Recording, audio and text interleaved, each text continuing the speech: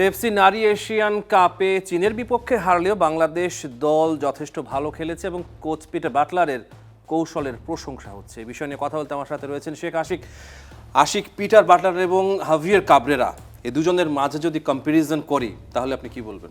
Comparison করার pair আসলে সুযোগই নেই। হাভিয়ের কাবরেরার কোনো অ্যাচিভমেন্ট নেই বাংলাদেশের ইতিহাসে সবচেয়ে দীর্ঘ সময় ধরে থাকা কোচ, অথচ বিপরীতে পিটার বাটলার সাফ জিতেছেন, অর্জন আছে তার। অনূর্ধ্ব 19 অনূর্ধ্ব 20 এশিয়ান কাপে কোয়ালিফাই করেছেন, মূল দলের এশিয়ান কাপে কোয়ালিফাই করেছেন।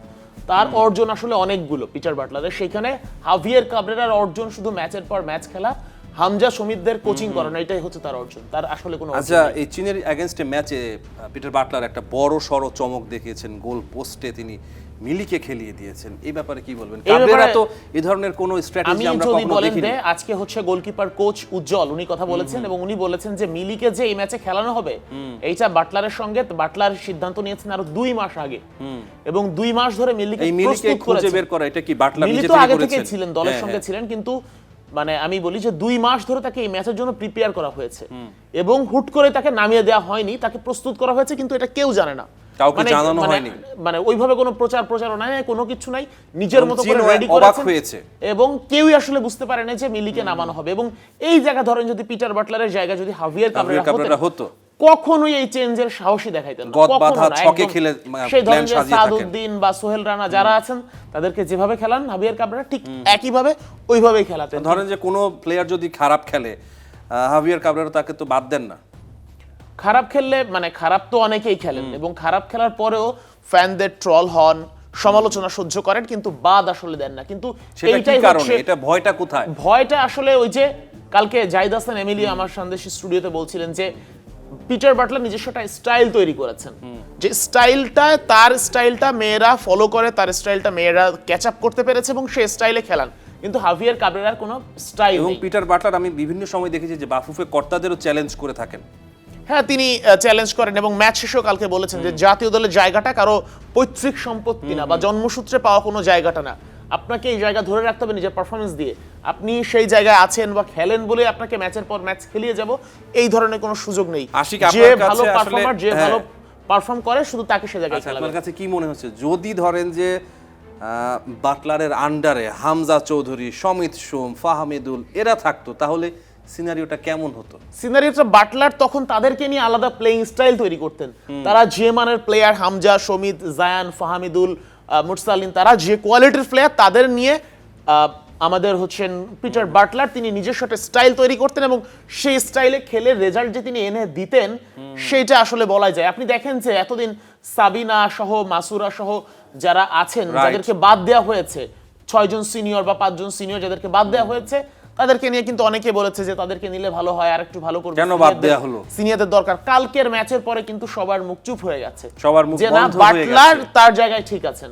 তো এইটাই হচ্ছে একজন বাটলারের বা একজন কোচের ক্যারিশমা, যে নিজের পারফরম্যান্স দিয়ে, যোগ্যতা দিয়ে চুপ করিয়ে দিবেন। মাহফুজা আক্তার কিরণ তিনি বলেছেন যে চীন নাকি বয়স্ক খেলোয়াড়দের খেলিয়েছে, তাদের সবচেয়ে শক্তিশালী টিম ছিল না। এই ব্যাপারটা কিভাবে দেখছেন? এটা আসলে অ্যাপ্রিশিয়েট করা উচিত ছিল ফুটবলারদের। ধরন আছে অবশ্য, হয়তোবা উনি এই অ্যাঙ্গেল থেকেও বলতে পারেন যে খেলার ধরন দেখে এমনটা মনে হয়েছে।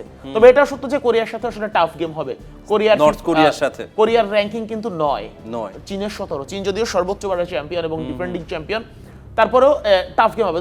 বাট দিন শেষে আপনার ওইটা বলার সুযোগই নেই যে কেউ মানে দুর্বল খেলেছে, বয়স্ক প্লেয়ার দিয়ে খেলেছে, কখনো এটা করার সুযোগ নেই। আপনার ফুটবল, এটা তো ক্রিকেট না যে হচ্ছে আপনি যাদেরকে নামিয়ে দিবেন তারাই পুরো ম্যাচ খেলে উঠবে। আপনার তো দেখারও সুযোগ আছে যে আসলে ম্যাচের রেজাল্ট কি হতে যাচ্ছে, কোন দিকে যাচ্ছে। আপনি বাংলাদেশের বিপক্ষে সবাই ধরে নিয়েছিল যে চীন নামবে, একের পর এক গোল করবে এবং অনেক বড় একটা মার্জিনে বাংলাদেশ হারবে। বাংলাদেশ দল যথেষ্ট ভালো খেলেছে। আপনি মিলির কথা বলছিলেন, মিলি মানে শুরুতে বলেছে সে নার্ভাস ছিল এবং নার্ভাস না থাকলে হয়তো বা শুরুর গোলটাও ঠেকিয়ে দিতেন, এটা হয়। এবং আরেকটা গোল হয়েছে ডিফেন্ডারের ভুলে। তো সেই জায়গা থেকে এই যে মিলিকে খেলানো, এই যে নিজের সাহস করে তার যে মানে হাইলাইন ডিফেন্সের যে ট্যাকটিক্সটা, সেই হাইলাইন ডিফেন্সে ঠিক রাখা, এত গণমাধ্যম কর্মী বা কিছু কিছু নির্দিষ্ট যারা গণমাধ্যম কর্মী আছেন তারা বাটলারের হাইলাইন ডিফেন্স নিয়ে আমাদের সহকর্মীরা কটাক্ষ করেন, প্রশ্ন করেন, সমালোচনা করেন, কিন্তু বাটলার তার জায়গায় ঠিক আছেন, তার প্ল্যানে তিনি ঠিক আছেন। এবং গতকালকের ম্যাচের পর এই সাহসটা আর কেউ দেখাবে না যে বাটলারকে অন্তত তার প্লেইং স্টাইল নিয়ে প্রশ্ন তোলা। আচ্ছা, বাটলার তো সাফল্য পাচ্ছেন, তো কাবরেরা সাফল্য পাচ্ছেন না, তারপরও বাফুফে কেন তাকে সরায় না?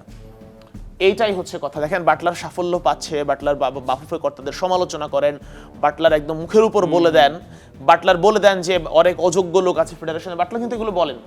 এরপরেও কিন্তু বাটলার তার জায়গায় ঠিক আছে, কারণ কি বাটলারের রেজাল্ট আছে। ঠিক একই জায়গায় হাভিয়ার কাবরেরা তোষামোদি করে চলতে হয়। হাভিয়ার কাবরেরার অনেক বাফুফে কর্তার মন জয় এবং করে এমনও চলতে শোনা হয়। যায় যে সিন্ডিকেটের একটা অংশ এবং হয়ে গেছে। সিন্ডিকেটের অংশটা তো আমি আগেও বলেছি, সিন্ডিকেটটা আসলে এইভাবেই কাজ করে যে হাভিয়ার কাবরেরার চাকরি বাঁচিয়ে রাখবেন ধরেন রহমান পেয়ার, এবং রহমান পেয়ারের ওই ক্ষমতা আছে কাবরেরার আর চাকরি বাঁচিয়ে রাখা, এবং ঠিক একই সঙ্গে রহমান পেয়ারের যে ক্লাব, সেই ক্লাবের নির্দিষ্ট কিছু প্লেয়ারকে তিনি জাতীয় দলের স্কোয়াডে রাখবেন। এই ধরনের সিন্ডিকেটের কথা মানে শোনা এটা যায়। এই কারণেই দেখা যাচ্ছে যে কোন একটা প্লেয়ার ধরেন নির্দিষ্ট কোন একটা প্লেয়ার ম্যাচের পর ম্যাচ ম্যাচ খারাপ খেলে খেলছে কিন্তু যাচ্ছেন, তাকে কিন্তু বাদ তাকে দেওয়া বাদ দেওয়া হচ্ছে না। এইটা বাংলাদেশের ছেলেদের টিমে হয়, কিন্তু পিটার বাটলারের সাথে এটা বলা তার সুযোগ নেই। স্কোয়াডে এটা হওয়ার সুযোগ পিটার নেই। বাটলার ইংলিশ প্রিমিয়ার লিগে খেলেছেন, ইংলিশ প্রিমিয়ার লিগের সাবেক ফুটবলার, তার প্রোফাইল অনেক উন্নত। সেখানে হাবিয়ার কাবরেরার কোনো প্রোফাইল নাই, অতীতে কোনো জাতীয় দলের কোচিং করার নাই, তার কোনো প্লেইং ক্যারিয়ারও নাই।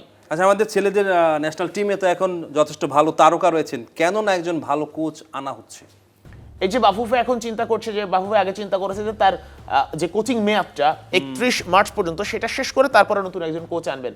এখন আবার শোনা যাচ্ছে যে কন্ট্রাক্ট রিনিউ করা হবে, তাকেই রেখে কাবরেরার। দেওয়া হবে। এবং কাবরেরার নিজেও হয়তো বা এই ধরনের আভাস পেয়ে গেছেন যে তার কন্ট্রাক্ট রিনিউ করা হবে, এই জন্য তিনি হচ্ছে বাংলাদেশ মানে বিএসপি এর যে ইফতারি মাহফিল ছিল, ইফতার মাহফিলে গিয়েও বলেছেন যে আমার 31 মার্চের ম্যাচ শেষে আমি বাফুফের সাথে বসবো নিজের চুক্তি। তাকে গ্রিন সিগন্যাল দেয়া আছে, তুমি থাকছো। হয়েছে। আচ্ছা, এই বিষয়টা আসলে কেমন দেখছেন আপনি? এটা এই ব্যাপারটা অত্যন্ত দুঃখজনক, হতাশাজনক, কষ্টজনক এবং লজ্জাদায়ক বাংলাদেশের প্রত্যেকটা ফুটবল ফ্যানের জন্য, চরম হতাশাজনক। কারণ এই হাভিয়ার কাবরেরাকে দিয়ে যে কিছুই হবে না, বরঞ্চ কাবরেরাকে সরিয়ে যদি ফাঁকা ডাউগআউট রাখা হয়, কাবরেরাকে সরিয়ে দিয়ে যদি ডাগআউটে কাউকে নাও রাখা হয়, সেক্ষেত্রেও বাংলাদেশ আরো ভালো করবে বলে এখন অন্তত সেটাই আমার কাছে মনে হয়। কারণ হামজা, সৌমিত্রা যখন খেলেন নিজেদের কোয়ালিটি দিয়ে খেলেন, কোচ হাভিয়ার কাবরেরা আসলে ইনপুট দিতে পারেন না, আচ্ছা, বরঞ্চ বাংলাদেশ তার জন্য আরো খেলাটা নষ্ট হয়। নারী দলের নেক্সট ম্যাচ হচ্ছে শক্তিশালী নর্থ কোরিয়ার সাথে, সেই ম্যাচে কি হতে পারে? দেখেন ম্যাচে হয়তো বা বাংলাদেশ হারবে, কিন্তু এমনও হতে পারে বাংলাদেশ ম্যাচটা ড্র করে ফেলেছে, হতেও পারে কারণ প্রথম ম্যাচটা দেখার পর এটা বলতে এশিয়ান কাপে যারা হচ্ছে ডিফেন্ডিং চ্যাম্পিয়ন এবং 9 বারের চ্যাম্পিয়ন সর্বোচ্চ, তাদের সঙ্গে যখন চোখে বাংলাদেশ চোখ রেখে লড়াই করা, চোখে রেখে লড়াই করেছে, পিটার বাটলার তার প্লেইং স্টাইল ঠিক রেখেছেন, এমন না যে একদম বড় টিম পেয়ে এসে বাস পার্ক করে দ্য বাস যেটাকে বলা করে একদম মানে কোনোভাবে গোল না খেয়ে বা কম গোল খেয়ে উঠে যায় না, সেটা করে বাংলাদেশ গোলের সুযোগও তৈরি করেছে। ঋতুপর্ণাটা গোল হয়েও যেতে পারতো, চায়নার ওই গোলরক্ষকের অতিরিক্ত হাইটের কারণে গোলটা আটকে গেছে। এবং এই যে টুর্নামেন্টে মানে হাইটের যে হিসেবটা, মানে এভারেজে বাংলাদেশ হচ্ছে মানে গড়ে হাইটের দিক থেকে সবচেয়ে পিছিয়ে হচ্ছে বাংলাদেশের ফুটবলাররা, এবং সবচেয়ে এগিয়ে হচ্ছে চীনের ফুটবলাররা, মানে এভারেজ হাইটে। তো সেইখানে হচ্ছে এটা তো বড় একটা ডিফারেন্স, কিন্তু এসব আসলে অত বেশি ম্যাটার করে না বাংলাদেশের পারফরম্যান্স। আচ্ছা আশিক, আপনাকে অসংখ্য ধন্যবাদ। আপনাকে ধন্যবাদ pair.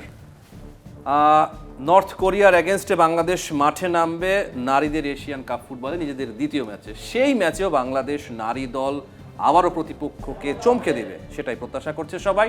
Rahman pair, star news.